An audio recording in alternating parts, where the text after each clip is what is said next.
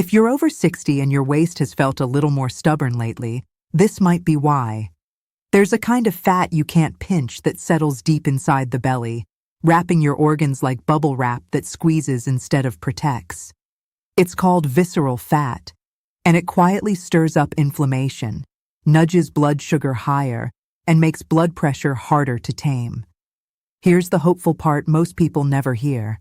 After 60, your body actually becomes more responsive to the right signals. In the next few minutes, I'll show you 5 evidence-informed strategies that work with your biology, not against it. One of them has nothing to do with dieting or sweating, and yet often moves the needle fastest. I'll also give you food examples, timing tips, and a simple 30-day blueprint.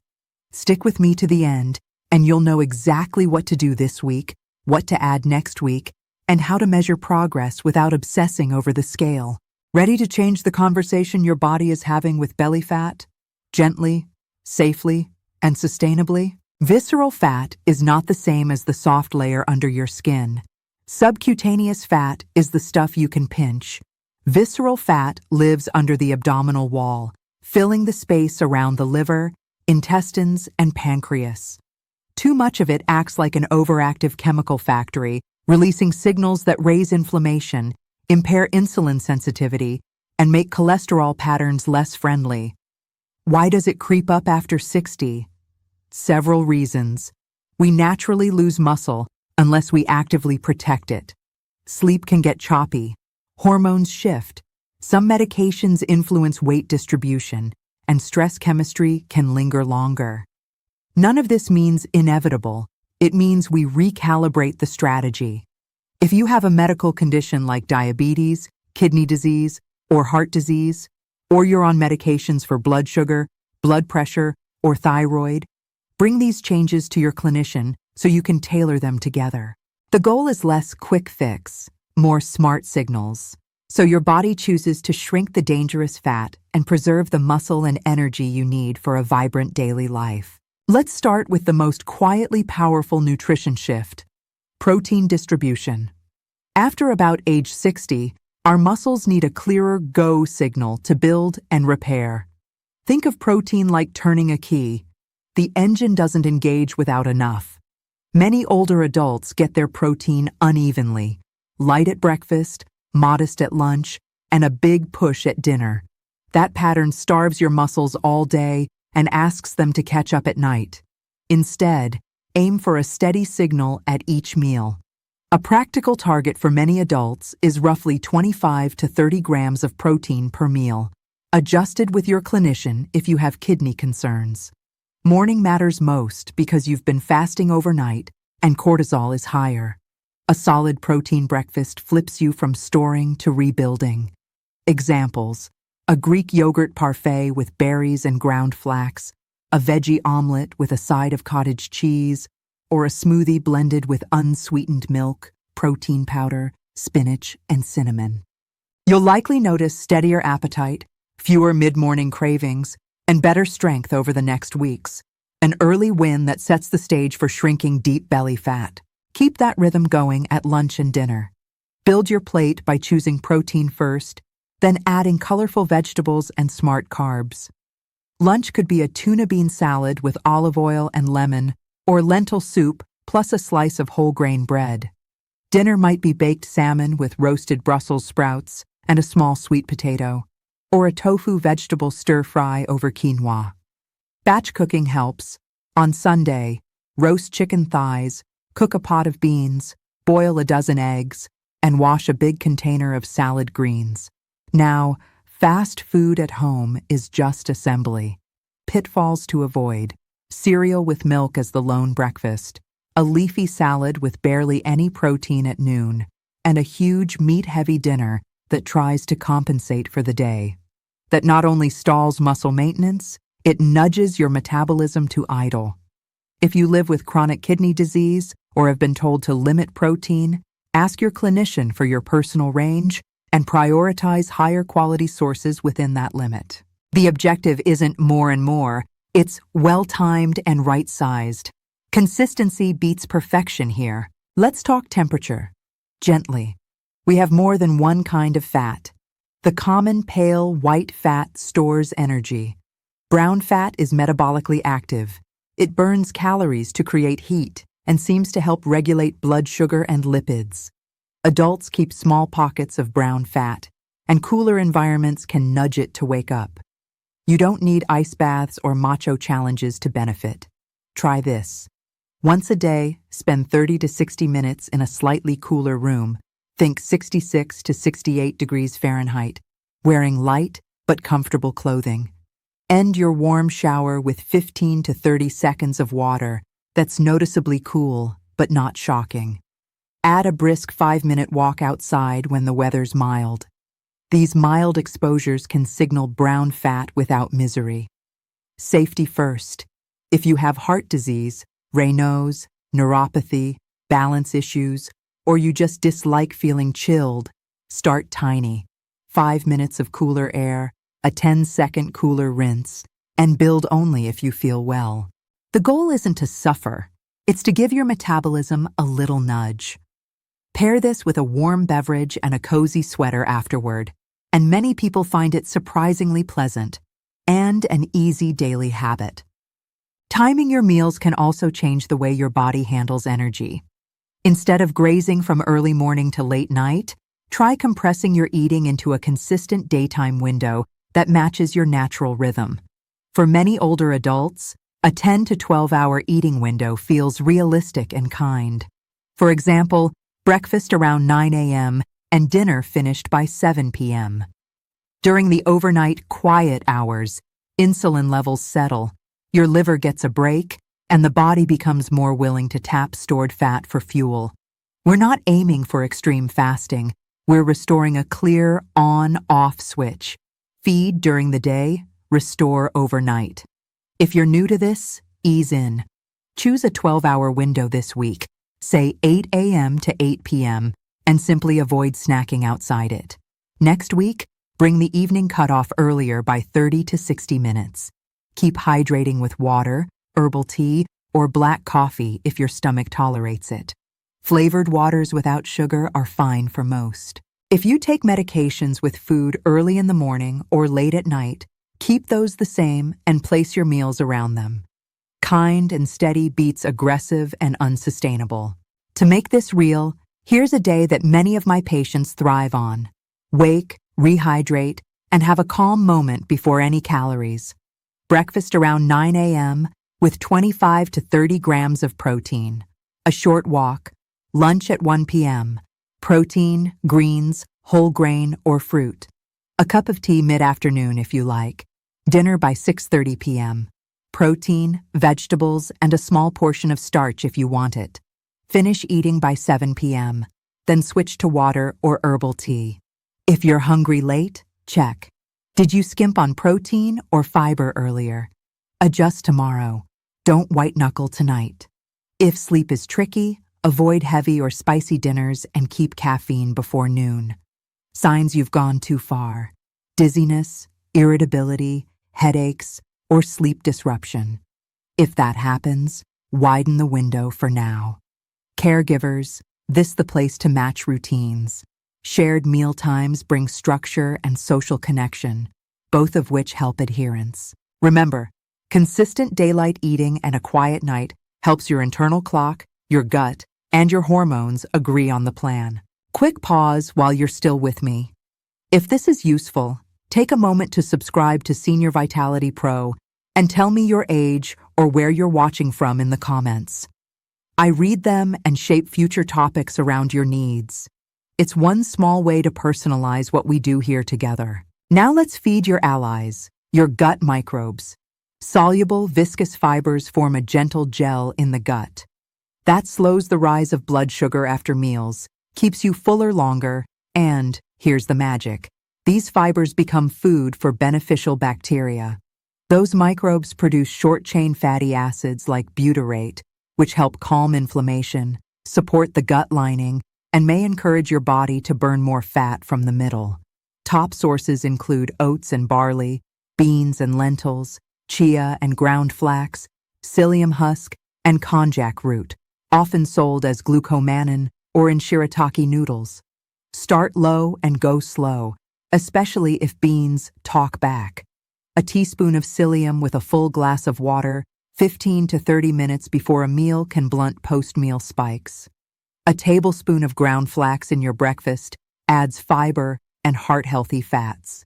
A cup of beans with dinner builds a satisfying plate. Hydration matters. Fiber needs water to do its best work. If you're on medications or have strict fluid or potassium limits, adjust with your clinician's guidance. You can create 3 fiber waves across the day without fuss. Morning, a smoothie with Greek yogurt or a plant protein, spinach, frozen berries, and a tablespoon of freshly ground flax, plus cinnamon for flavor. Midday, hearty soup or salad anchored with lentils, chickpeas, or white beans. Add barley or quinoa if you'd like. Evening, your favorite protein with 2 vegetables, one of them a soluble fiber star like carrots or Brussels sprouts, plus a small portion of a whole grain. Sprinkle in prebiotic-rich foods that microbes love: garlic, onions, leeks, and asparagus. Consider fermented companions like kefir, unsweetened yogurt, or sauerkraut in small amounts, as tolerated. If you'd like to try konjac fiber, follow the label, start tiny, and drink water with it. Over 2 to 4 weeks, many people notice better regularity, more stable appetite, and a softer waistline. If gas or bloating show up, back down for a few days, then build again. Your gut is a living ecosystem. Gentleness wins. The more consistently you feed the good guys, the more they work for you, quietly, every day. Here's the surprise lever that helps many older adults most: calming your stress circuitry on purpose. Chronic stress keeps cortisol elevated, and cortisol whispers to the body, store it in the middle. You don't have to become a monk to lower that signal. A simple, structured breathing practice can flip the switch. Try this. Sit comfortably with one hand on your chest and one on your belly. Inhale through your nose so your belly expands for a count of 4. Pause gently for a count of 2 to 4. Exhale through pursed lips for a count of 6 to 8, letting your belly fall. That long, slow exhale is the secret. It tells your vagus nerve, the body's rest and digest pathway, to take the wheel. Do this for 5 minutes on waking and 5 minutes mid-afternoon, every day. If 5 minutes feels long, start with 2. If counting isn't your style, hum on the exhale or whisper, calm. Many people notice warmer hands, looser shoulders, and a clearer head within a week. Sleep often follows suit. You're training your biology to feel safe enough to use stored energy instead of guarding it. Sleep itself is prime time for belly fat to budge. Deep sleep supports growth hormone and resets appetite signals. Choppy sleep nudges cravings and raises insulin the next day. Set yourself up for a quiet night with 3 small changes. First, give your stomach a runway. Finish dinner at least 3 hours before bed. Second, keep the bedroom cool, dark, and simple. 65 to 68 degrees Fahrenheit works for many, and blackout curtains or a soft eye mask can help. Third, create a predictable wind-down. Dim lights after dinner, sip herbal tea, stretch lightly or read, and charge devices outside the bedroom. Morning light also matters. 10 minutes outdoors within an hour of waking tunes your clock, so melatonin arrives on time at night. If you snore loudly, wake choking, or feel unrefreshed despite 7 to 8 hours in bed, ask your clinician about sleep apnea screening. Treating it often transforms energy, blood pressure, and weight distribution. You don't have to do everything tonight. Pick the easiest win, enjoy it, and layer the next habit once you're ready. Movement helps on 2 fronts. It burns energy and preserves the muscle that keeps your metabolic engine humming. The trick after 60 is gentleness plus consistency. Start with 10-minute walks after your main meals. That single change smooths post-meal blood sugar and guides calories where you want them. Add 2 or 3 brief strength sessions each week to send a clear, keep this muscle message.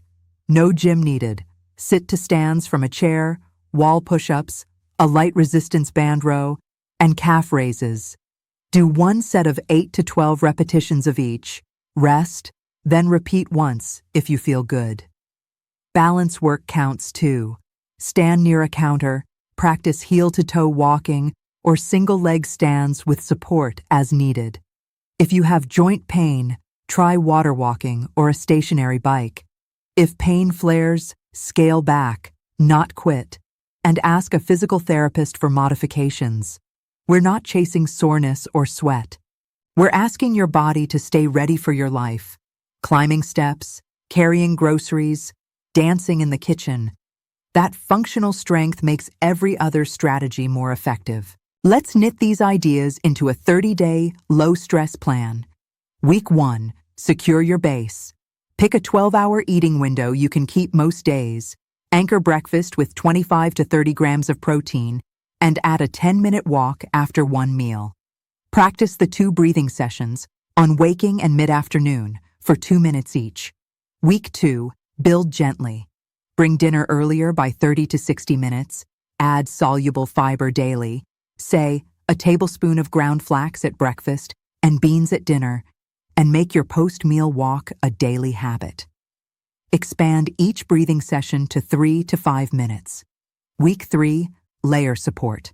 Arrange 2 brief strength sessions and end showers with 15 to 30 seconds of cool water. If you're sleeping well, try a 10-hour eating window. Week 4, refine. Keep the protein rhythm. Add a pre-meal psyllium teaspoon if your digestion likes it, and extend any walk you enjoy to 15 minutes. Through all of it, hydrate, keep a simple log, and celebrate boring consistency. You're not on a 30-day challenge. You're building a rhythm your biology understands. Even simple plans run into real-life bumps. If you feel stuck, scan for common blockers. Are dinners creeping late? Bring them earlier twice a week and notice your sleep. Is alcohol showing up most nights? Swap every other evening for sparkling water with citrus. Even small reductions help belly fat and sleep. Are you barely hitting protein at breakfast? Fix that before you tinker with anything else. Are you eating enough overall? Undereating can backfire, slowing metabolism and spiking cravings. Aim for satisfying meals, not Spartan plates. How's your fiber? If your gut is grumpy, drop the dose for a few days, then rebuild more slowly with extra water. Medications matter too. Certain antidepressants, steroids, and diabetes drugs can influence weight distribution. Never stop them, but do talk with your clinician about options or timing. Thyroid function, menopause or andropause changes, and sleep apnea are classic culprits as well. Addressing them often unlocks progress you've earned elsewhere. Measuring the right things keeps motivation intact. The bathroom scale is blunt and moody. Instead, once a week, measure your waist at the level of your belly button, relaxed, after an exhale. Write it down. Notice how your clothes fit at the waistband. Track energy, sleep quality, and how often you wake rested. If you have access through your clinician, watch fasting glucose, A1C, triglycerides, and HDL over months. These markers often improve alongside visceral fat. Keep a tiny checklist each day. Protein at each meal, walk after a meal, fiber added, breathing practice done, eating window honored, lights down after dinner. 5 check marks beat 5 pounds of frustration. Progress rarely shows up in perfect straight lines. It shows up in steadier mornings, calmer cravings, better balance, and a belt notch that quietly moves. When you catch a win, say it out loud. Your brain needs to hear the truth you're living. Let's bring the big ideas back into focus. The protein rhythm protects muscle, so your metabolism stays generous. Gentle, cool exposures tip brown fat awake without drama. A daytime eating window aligns meals with your body clock, so insulin can rest overnight. Soluble fiber and prebiotic foods train your gut to be your teammate, not just your passenger. And the quiet practice of slow, nasal, belly-led breathing, especially the long exhale, tells your nervous system to stand down so your body can use stored energy instead of guarding it. None of these require perfection, And you don't have to start all at once. Choose the one that feels easiest today. Do it again tomorrow. Add another when it feels natural. You'll feel changes before you see them, and that's not nothing. That's your physiology shifting. Remember the one step, not about diet or exercise I promised? It's the breathing. When the stress signal softens, everything else works better. Appetite becomes clearer. Sleep deepens. Blood pressure and glucose behave. And the belly gradually loses its claim on your middle. If you want a place to start before breakfast tomorrow, sit, place a hand over your belly, and exhale longer than you inhale for 2 minutes. That's it. Then eat a protein-rich breakfast, step outside for daylight, and take a short walk after your largest meal. You've just sent 3 crystal-clear signals. Keep muscle, use fat, and rest easy. That's how we change stubborn patterns, signal by signal, day by day. If you're caring for a partner or parent, simplify together. Share mealtimes in a set window to anchor the day. Prep 1 large pot of beans or soup each week. Put resistance bands in a visible basket and do 5 minutes of moves during the evening news. Practice the breathing together before dinner. It becomes a ritual. Keep the bedroom cool and screens out. Most importantly, praise tiny wins you witness. Standing taller from a chair, fewer nighttime snacks, a calmer afternoon. Caregiving is a marathon. These shared rhythms make it gentler for both of you, and adherence improves when a household moves as a team. You deserve a plan that respects your age and leverages it. At 60, 70, or 80, your body still listens closely to the messages you send. We don't bully it with extremes, we coach it with clarity. Over the next month, expect progress to show itself in steadier mornings, a looser waistband, and labs that nudge in the right direction if you're checking them. Expect some wobbly days too. That's life. The point is not to be perfect. It's to be consistent enough that your biology gets the message and trusts it. If you have a complex medical history, bring these tools to your clinician and customize, especially anything involving meal timing, fiber, or cold, if you have heart or circulation concerns. I'll leave you with this. Visceral fat thrives in chaos and quiets in rhythm. Feed your muscles on purpose. Give your gut the fibers it craves. Let your nights be dark and simple. Breathe like you mean it. Walk after you eat. These aren't punishments. They're gifts to your future self. Start with 1 today, add another next week, and watch how your energy, mood, and midsection follow. And I'd love to hear from you. Have you noticed your weight shifting to your middle over the years, even when your meals haven't changed much? What surprised you most about your body after 60? Share your experience below so we can keep learning together.